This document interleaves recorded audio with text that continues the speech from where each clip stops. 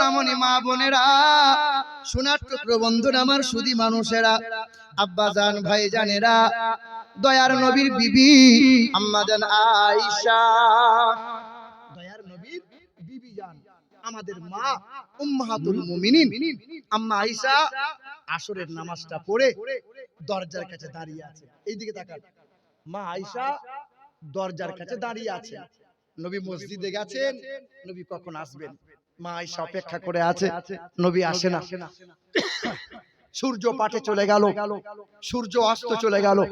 আম্মা আয়েশা দেখছেন বিলাল আজান দিয়ে দিয়েছে। মা আয়েশা ছুটে গিয়ে নামাজটা আদায় করে দরজার কাছে আবার দাঁড়িয়ে আছেন, কারণ নবীকে সালাম দেবেন, নবীর সঙ্গে দেখা করে দুটো কথা বলবেন। নবী তখন মসজিদ থেকে পা পা করে আসছেন। আম্মা আয়েশা দেখতে পেয়ে আম্মা আয়েশা সিদ্দিকা রাদিয়াল্লাহু তাআলা আনহা নবীকে সালাম দিচ্ছেন, আসসালামু আলাইকা ইয়া রাসূলুল্লাহ, আসসালামু আলাইকা ইয়া হাবিবাল্লাহ। নবীজির কদমটা থমকে গেছে, কে যেন সালাম দেয়। বিবি আয়েশা সালাম জানিয়েছে, চেহারাটা ঘুরিয়ে দিয়ে নবী সালামের জবাব দেয়, ও আয়েশা, কি মনে করে সালাম জানাও? আম্মা আয়েশা বলছেন, ইয়া রাসূলুল্লাহ, আসরের নামাজ পড়ে আপনার জন্য ইন্তেজার করে বসে আছি নবী, আপনি একবার কাছে আসেন, দুটো কথা বলবো। নবী বলছেন, আয়েশা, কি এমন কথা বলো? না ইয়া রাসূলুল্লাহ, ইয়া হাবিবাল্লাহ, কথা দুটো বড় গোপন কথা, এমন দূরে দূরে বলা যাবে না। আসেন না। নবী আমার পা পা করে গিয়ে বলছেন, বলো আয়েশা, কি বলবে বলো। ইয়া রাসূলুল্লাহ, ইয়া হাবিবাল্লাহ, আমি আপনার বিবি আয়েশা, হুজুর একবার যদি ঘরে যান, আপনার সামনে দুটো কথা বলবো, ফাঁকা জায়গায় বলবো না, কেউ শুনে নেবে, কেউ জানতে পেরে যাবে। নবীজির হাত মোবারকটা ধরে টানতে টানতে আদর করে নবীকে ঘরে নিয়ে গেলেন। আম্মা আয়েশা ছুটে এসে দরজাটা বন্ধ করে দিলেন, জানালাটা বন্ধ করে দিলেন। নবীজি দাঁড়িয়ে রয়। আম্মা আয়েশা নবীজির সম্মুখে দাঁড়াইয়ে দাঁড়াইয়ে বুকের কাপড়টা ধীরে ধীরে সরায়। নবী বলছেন, আয়েশা, সন্ধ্যার মৌসুমে বুকের কাপড় সরাও কেন? বলে, ইয়া রাসূলুল্লাহ, ইয়া হাবিবাল্লাহ, আমি আপনার বিবি, আজ আপনাকে কোনো প্রেম নিবেদন আয়েশা করবে না, আজ আপনাকে কোনো শিবা আয়েশা করবে না, আজ আপনার পায়ে তেল আয়েশা দিয়ে দেবে না। ইয়া রাসূলুল্লাহ, দরজাটা বন্ধ আছে, জানালাটা বন্ধ আছে, আমি আয়েশা বুকের কাপড়টা সরিয়েছি, একবার আমার কাপড়টা হাতে নেন। আম্মা আয়েশা কাপড়টা খুলে নবীর হাতে দিয়েছেন। ইয়া রাসূলুল্লাহ, একবার শাড়ির ভাঁজটা খোলেন। আম্মা জান আয়েশা শাড়িটা দিয়েছেন, নবী আমার শাড়ির ভাঁজটা খুলে দেখছেন। দয়ার নবী আমার অবাক নয়নে ঝরঝর করে কেঁদেছেন, আয়েশা, এমন করে ছিঁড়া কাপড়টা তুমি দেখাইছো আয়েশা? আম্মা আয়েশা বলে, ইয়া রাসূলুল্লাহ, আপনার বিবি আয়েশা একটাই মাত্র কাপড়, ইয়া রাসূলুল্লাহ, দ্বিতীয় কোনো কাপড় নাই। ইয়া রাসূলুল্লাহ, আমি আয়েশার জন্য যদি আর একটা কাপড়ের ব্যবস্থা করে দেন, আমি আয়েশার বড় ভালো হয়। নবী বলছেন, আয়েশা, উম্মতির কথা ভাবতে ভাবতে আয়েশা, আমি তোমার কথা তোমার ভাবনা চিন্তাকে ত্যাগ করে দিয়েছিলাম।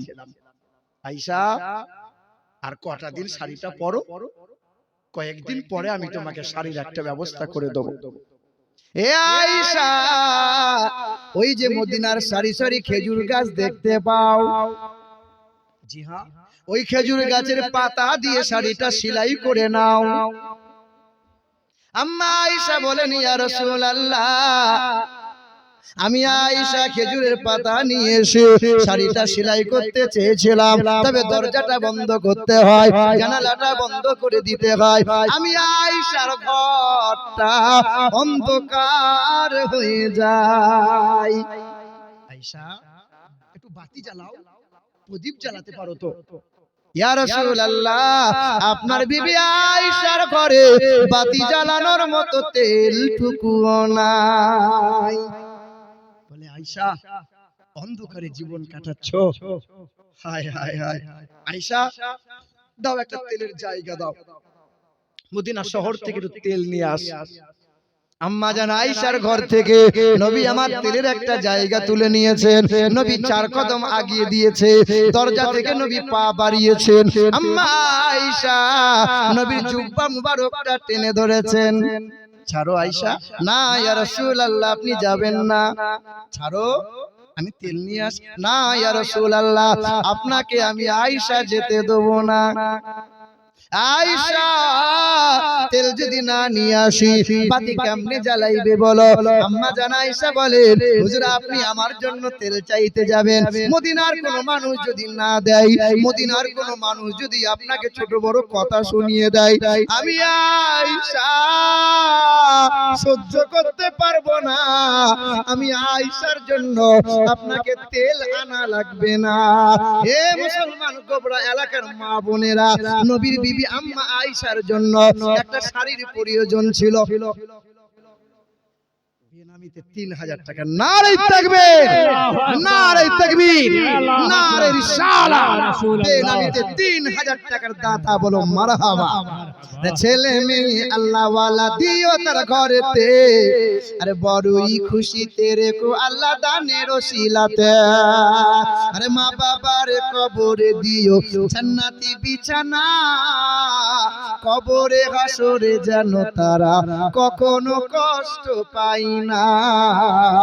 ইজ্জত সম্মান দিও দিও দুনিয়াতে, আর আরো সম্মানিত করো খোদা রোজ কিয়ামতে। যারা বলি আল্লাহুম্মা আমিন। আম্মা আয়েশার একটা শাড়ির প্রয়োজন ছিল। আল্লাহ রাসূল আম্মা জান আয়েশার ঘরে ঠিক এই রকম বাবু মেলে বসেছিলেন। তাকান, কাঠের চৌকি ছিল, হাদিস পাকে আছে আল্লাহ রাসূল এরকম কাঠের চৌকির উপরে নবী আমার বসে আছেন।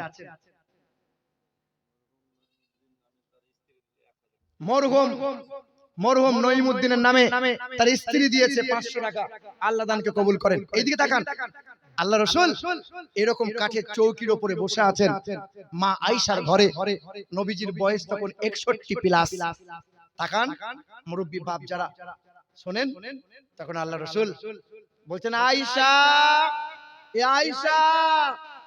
তখন আম্মা আয়েশা ছুটে এসে বলছেন লাব্বাইক ইয়া রাসূলুল্লাহ, আপনি আমাকে ডেকেছেন? আল্লাহ রাসূল বলছেন আয়েশা, আমার শরীরে একটু হাত দাও না।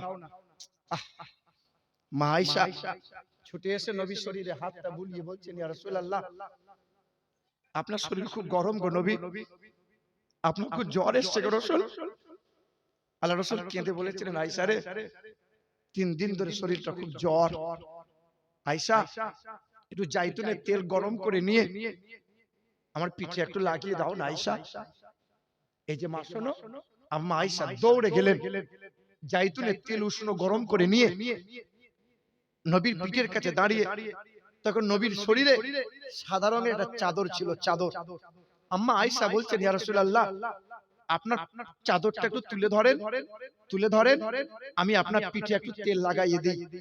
আম্মা আয়েশা ডান হাতে করে তেলটা নিয়েছেন, নবীর পিঠে লাগাতে যাবেন, লাগাতে পারেন নাই, হাতটা গুটিয়ে নিয়েছেন, হাতটা থরথর করে দেহটা কেঁপেছিল।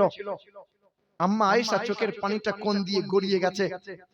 নবীর কানের কাছে কেঁদে কেঁদে কাতর কণ্ঠে আমার রাসূলকে বলছেন, আল্লাহ রাসূল, আপনার ছোটবেলায় পক্স হয়েছিল বলেন, আপনার ছোটবেলায় খুব বসন্ত হয়েছিল বলেন, আমি আপনার সাথে কতদিন সংসার করছি নবী, আপনার পিঠ আমি কোনোদিন দেখি নাই, আমি আজকে আপনার পিঠটা দেখলাম, আপনার পিঠে অনেক ঘা হয়েছিল বলেন, গোটা পিঠ মায়ে গর্ত গর্ত, ঘায়ের দাগ কেমনে হলো গো নবী? সেদিন আল্লাহ রাসূলের কষ্টের পাহাড় যেন চেপে গেছে, কষ্টের কথা স্মরণ করিয়ে দিয়েছে।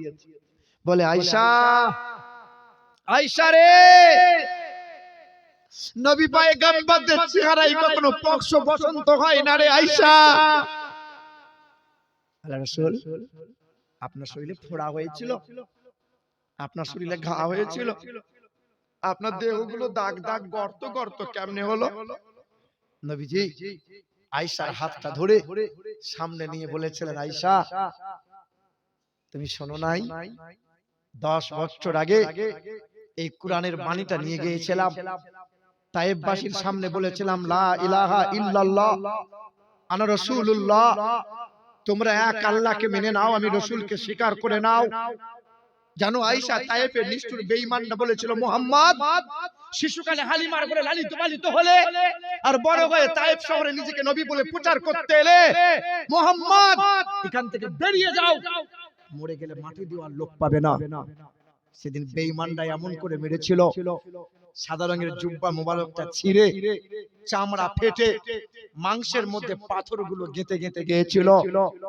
আল্লাহ রাসূল বলে আয়েশা 10 বছর আগে মানুষরা আমাকে মেরেছিল, 10 বছরে কত মানুষ গুজরে গেল, কত সময় পার হয়ে গেল, আয়েশা রে তোমার নবীর দেহের দাগগুলো এখনো মুছে যায়নি। আয়েশা কাল যখন হাসরের ময়দান হবে, কাল দেহের দাগগুলো থাকবে। জানো আয়েশা আমার এই গুনাহগার উম্মতির যখন আল্লাহ বিচার করবে, কিছু কিছু পাপী গুনাহগার উম্মতির বিচার করতে করতে আল্লাহ পাক রাগান্বিত হবেন, জাহান্নামের অর্ডার দিয়ে দেবেন। সেদিন আমি রাসূল মহান মালিকের সামনে ছুটে গিয়ে আমার পিঠটা দেখাবো। আল্লাহ পাক বলবেন হাবিব কি দেখাইলেন? কোনদিন আপনার চেহারায় মশা বসতে দেই নাই, কোনদিন আপনার চেহারায় মাছি বসতে দেই নাই, আপনার পিশাবটা পবিত্র করেছিলাম, আপনার পায়খানাটা মোবারক পবিত্র করেছিলাম, আপনি গোটা চেহারা চাল্লির মতো গর্ত গর্ত করে নিয়ে আপনি আজকে আমাকে দেখাইলেন।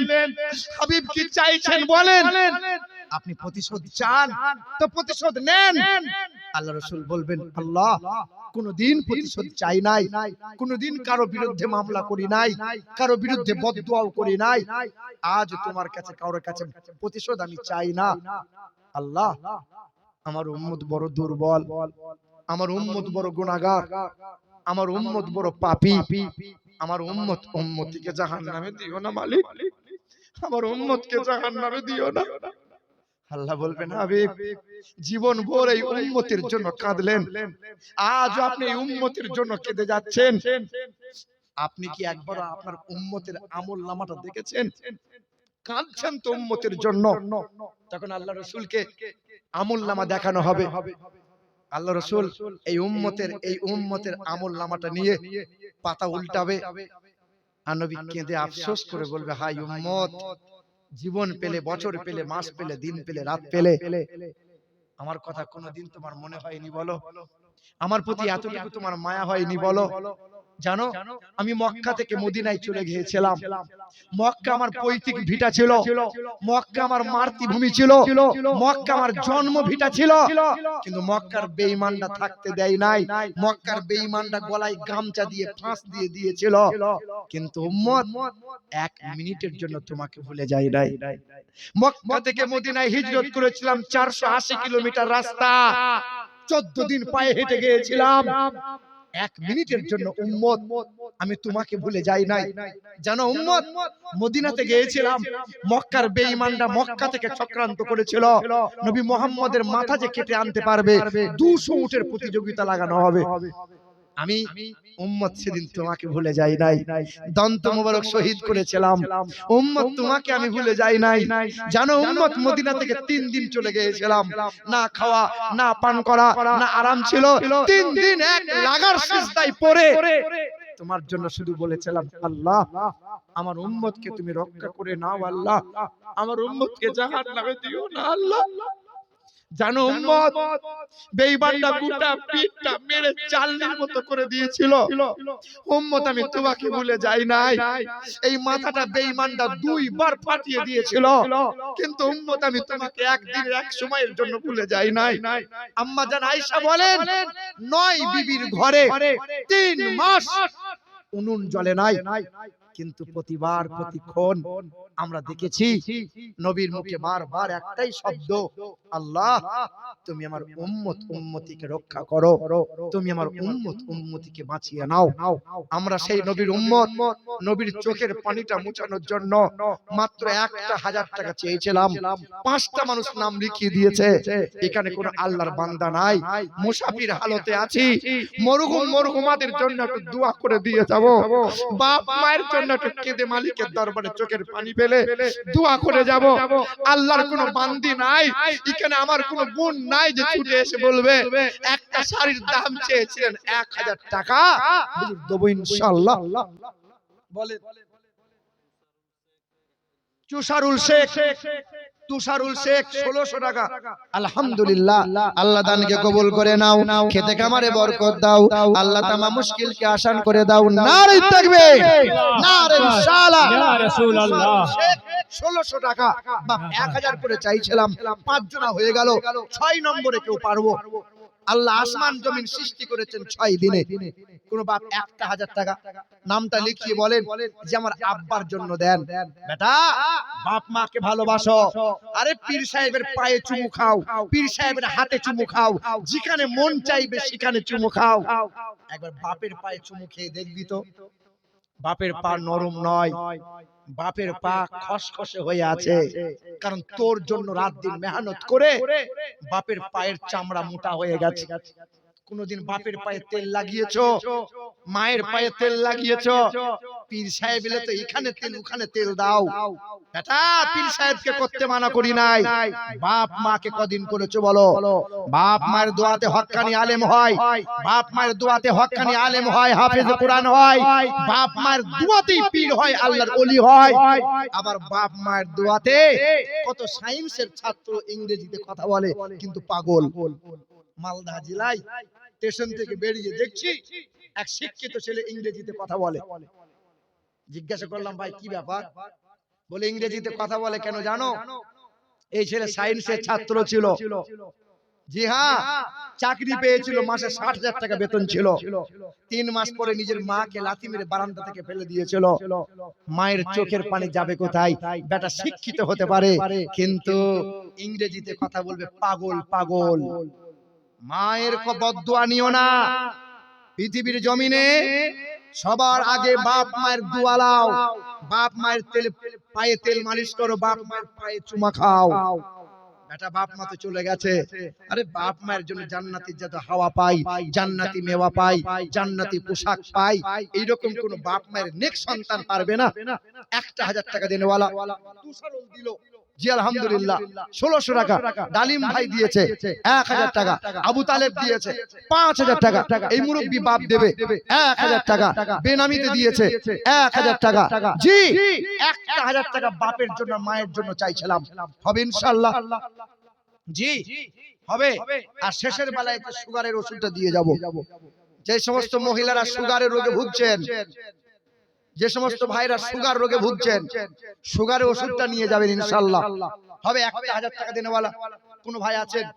1,000 টাকা চাইছিলাম, 10টা মানুষের কাছে 5 জন হয়ে গেছে, 6